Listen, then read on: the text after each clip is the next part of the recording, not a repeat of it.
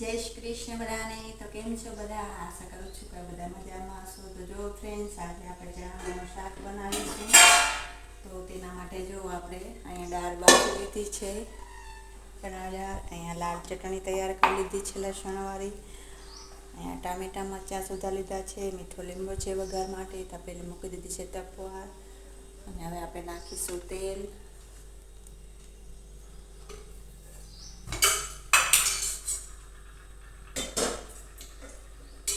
જરૂર પ્રમાણે આપણે શાકમાં તેલ નાખીશું.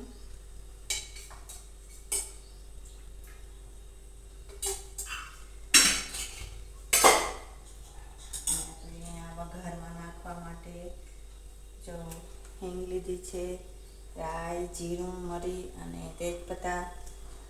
તો તેલ ગરમ થાય ત્યારબાદ આપણે નાખીશું. તો ફ્રેન્ડ્સ, તેલ ગરમ થઈ ગયું છે, હવે આપણે નાખી દઈશું.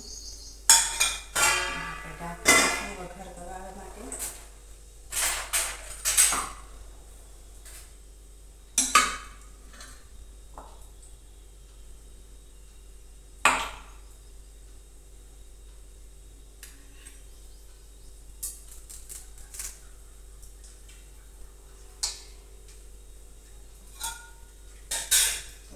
સૌથી પહેલાં તો રાઈ જીરું કકડે એટલે આપણે હિંગ નાખીશું, પછી મીઠો લીમડો નાખીશું, ત્યારબાદ આપણે લસણવાળી મસાલાવાળી ચટણી નાખીશું.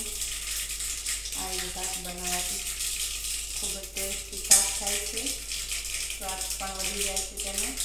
તો જો ફ્રેન્ડ્સ, રાઈ જીરું થઈ જાય તો નાખીશું હિંગ, ચટણી.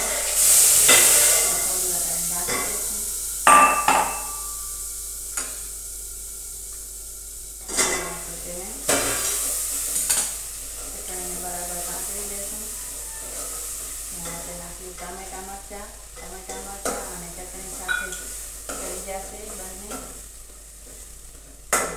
તેને આપણે જો વઘાર લીધું છે, તો કેટલો મસ્ત વઘાર છે. જો ફ્રેન્ડ્સ, શાક પણ એટલું ટેસ્ટી બનશે દાળનું. તો હવે આપણે થોડી વાર માટે તેને ઢાંકીને બરાબર ચડવા દઈશું. તો જો ફ્રેન્ડ્સ, અહીંયા ટામેટા મરચાં સરસ સીજી રહ્યા છે, જોઈ શકો છો.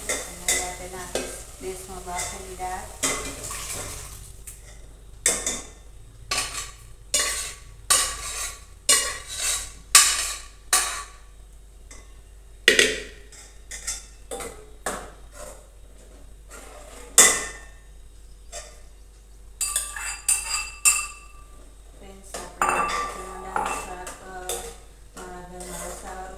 છે, તેથી આપણે રસાવાળું શાક બનાવશું. શાક બહુ પસંદ નથી, રોટલી ભેગું મજા ના આવે. ભાત તો નહીં બનાવ્યા છે, પણ શાક ને રોટલી જ છે, તો રોટલીમાં પણ આપણે રસાવાળું શાક જોશે. જો ફ્રેન્ડ્સ, તમે શાકનો કલર બસ હવે થોડી વારમાં શાક ચડી જશે. બહુ વાર નહીં લાગે આ શાકને.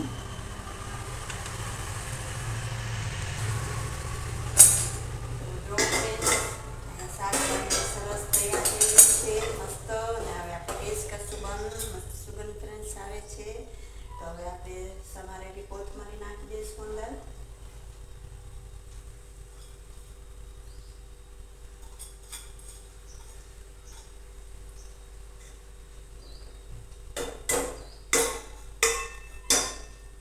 તો ફ્રેન્ડ્સ, અહીંયા તૈયાર છે આપણું ચણા દાળનું શાક. જો, ને રોટલી પણ આપણી બની ગઈ છે, ને શાક પણ રેડી છે જમવા માટે. તો ફ્રેન્ડ્સ, આશા કરું છું કે તમને અમારો વિડીયો પસંદ આવ્યો હશે. તો પ્લીઝ મારી ચેનલમાં નવા હો તો લાઈક અને સબસ્ક્રાઈબ કરવાનું ભૂલતા નહીં. જય શ્રી કૃષ્ણ બધાને.